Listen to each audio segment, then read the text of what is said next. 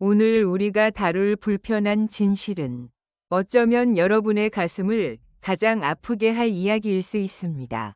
그것은 바로 가족이니까 그 말이 자녀에게 독이 되는 순간입니다.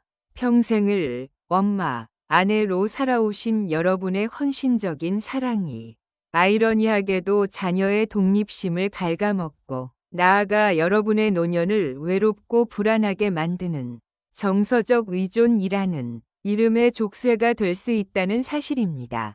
혹시 여러분도 모르게 자녀에게 매일 서운함을 체크하고 있진 않으신가요?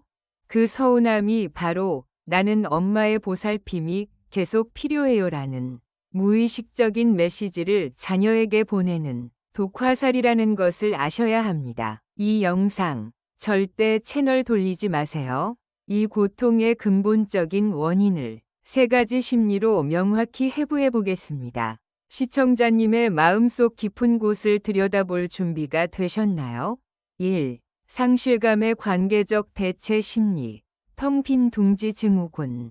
자녀들이 독립하면서 우리 시니어들은 엄마라는 거대한 역할이 하루아침에 사라지는 상실감을 느낍니다. 이 텅 빈 공간을 채우기 위해 무의식적으로 자녀의 일상을 내 일상처럼 채우려는 관계적 대체 심리가 발동합니다. 이것은 사랑이 아닌 나의 부재를 채우기 위한 불안한 집착으로 변질되기 쉽습니다. 2. 헌신 보상 심리. 내가 너를 어떻게 키웠는데, 내가 너를 어떻게 키웠는데 라는 말 속에는 나의 희생에 합당한 보상을 네가 해줘야 한다는 심리가 숨어 있습니다. 경제적인 보상이 아니라 주로 정서적 관심과 인정을 요구하는 형태로 나타나죠.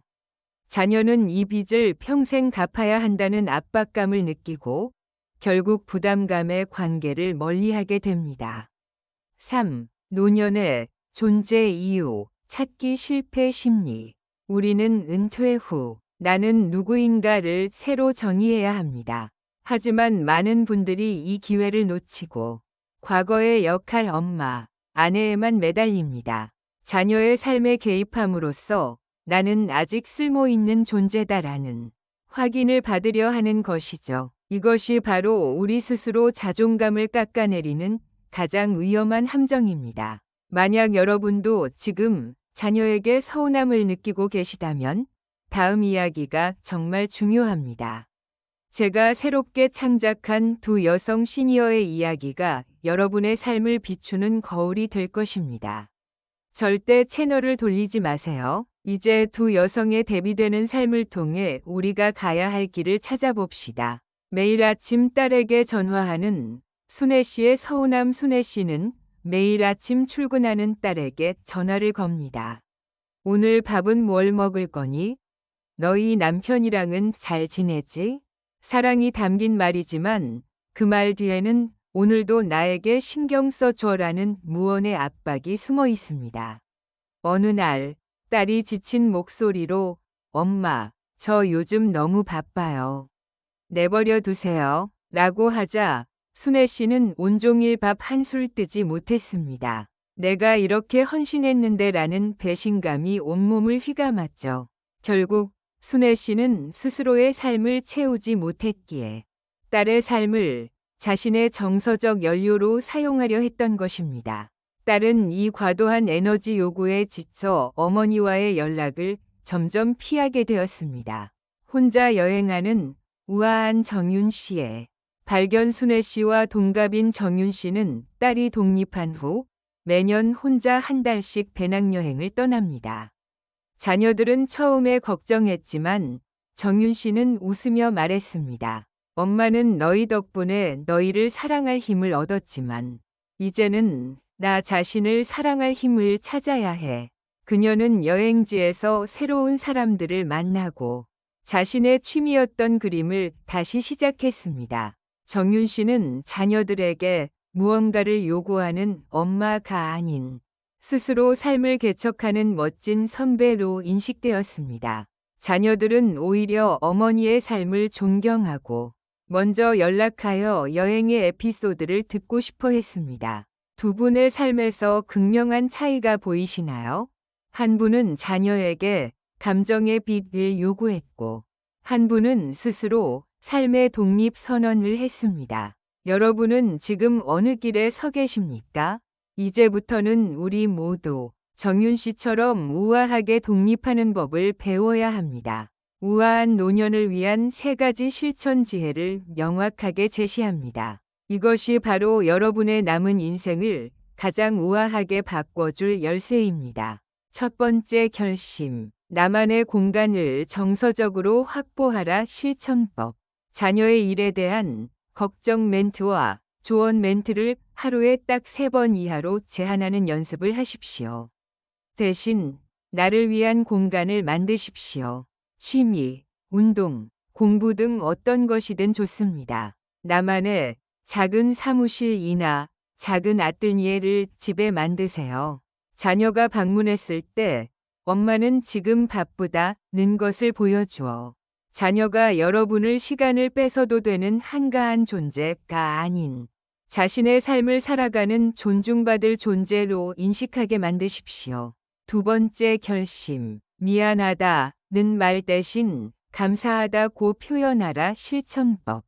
자녀에게 연락이 오지 않거나 원하는 반응이 없을 때 내가 뭘 잘못했니? 라고 묻는 대신 지금까지 네가 엄마에게 베푼 모든 것에 감사하다고 진심으로 말하십시오. 우리의 헌신은 당연한 것이었지만 그 헌신을 기억해달라고 요구하는 순간 짐이 됩니다. 너의 삶을 응원한다. 엄마는 괜찮다. 이 단순한 문장 한마디가 자녀의 죄책감을 덜어주고 오히려 자녀가 기쁜 마음으로 먼저 다가오게 만드는 마법의 주문입니다. 세 번째 결심. 노년의 우아함을 위해 외면을 가꾸는 것을 게을리하지 마라. 실천법. 많은 여성 시니어들이 놓치고 있는 부분입니다. 나 자신을 가꾸는 것은 곧 최고의 지혜이자 나를 존중하는 가장 분명한 표현입니다. 매일 아침 거울을 보며 오늘의 나에게 가장 아름다운 옷과 밝은 미소를 선물하십시오. 외면의 자신감을 높이는 것은 나는 스스로 가치 있는 존재임을 세상에 선언하는 행위입니다. 노년은 무엇을 되새기는 시간일까요? 저는 감히 말씀드립니다. 노년은 내 인생의 주인공은 오직 나 하나였음을 되새기는 시간입니다. 우리는 평생 관계 속에서 살았지만 삶의 최종적인 책임과 기쁨은 오롯이 나에게 있습니다.